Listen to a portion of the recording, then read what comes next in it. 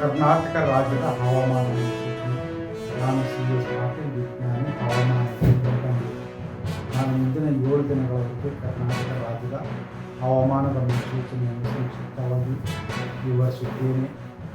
ಇಂದು ಕರಾವಳಿ ಜಿಲ್ಲೆಗಳಲ್ಲಿ ವ್ಯಾಪಕವಾಗಿ ಮಳೆಯಾಗಿದ್ದರೆ ಉತ್ತರ ಹಾಗೂ ದಕ್ಷಿಣ ಒಳನಾಡಿನ ಜಿಲ್ಲೆಗಳಲ್ಲಿ ಹಲವು ಕಡೆ ಮಳೆಯಾಗಿದೆ.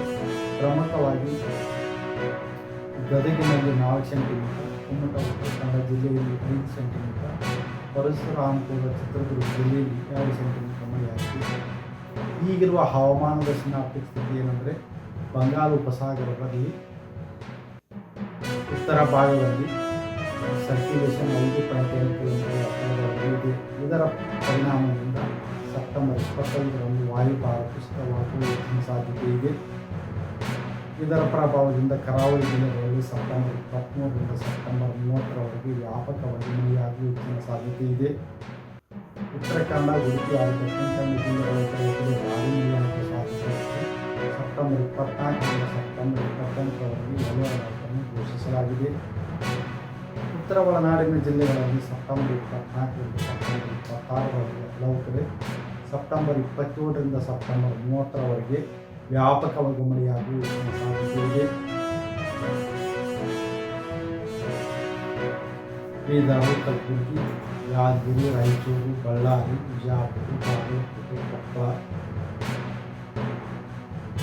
ಬೆಳಗಾವಿ, ಧಾರವಾಡ, ಹಾವೇರಿ ಹಾಗೂ ಗದಗ ಜಿಲ್ಲೆಗಳ ಕೆಲವು ಕಡೆ ಭಾರೀ ಮಳೆಯಾಗುವ ಸಾಧ್ಯತೆ ಇದ್ದು, ಸೆಪ್ಟೆಂಬರ್ 26ರಿಂದ ಸೆಪ್ಟೆಂಬರ್ 28ರವರೆಗೆ ಯೆಲ್ಲೋ ಅಲರ್ಟ್ ಅನ್ನು ಘೋಷಿಸಲಾಗಿದೆ.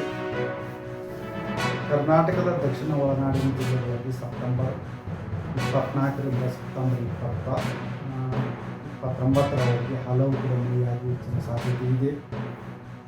ಬೆಂಗಳೂರಿನಲ್ಲಿ ಸೆಪ್ಟೆಂಬರ್ 24ರಿಂದ ಸೆಪ್ಟೆಂಬರ್ 28ರವರೆಗೆ ಹಗುರದಿಂದ ಸಾಧಾರಣವಾಗಿ ಮಳೆಯಾಗುವ ಹೆಚ್ಚಿನ ಸಾಧ್ಯತೆ ಇದೆ.